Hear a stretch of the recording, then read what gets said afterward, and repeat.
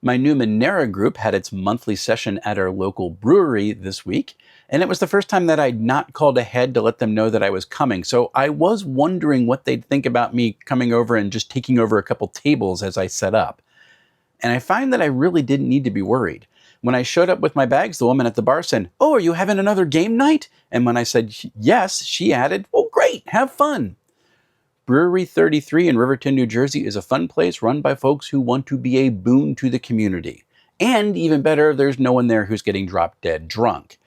Every time I've gone, there's been families with kids, folks watching a game on the TV, and friends catching up over a pint while they eat whatever food they had delivered to the brewery. Really good times. Now, for its part, my Numenera party, which is known as Murder Fire 13B, it's a whole story in and of itself, they had an eventful session.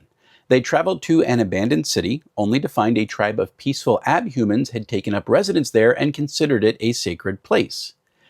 Instead of bullying their way through the diminutive residents, who were just about 2 feet tall and had enlarged heads, they actually had a respectful conversation and agreed to make an offering to the tribe's deity known as the Caretaker.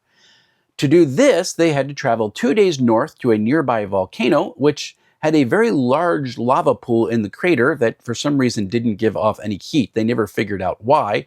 And there they had to offer 2 ciphers by tossing them in.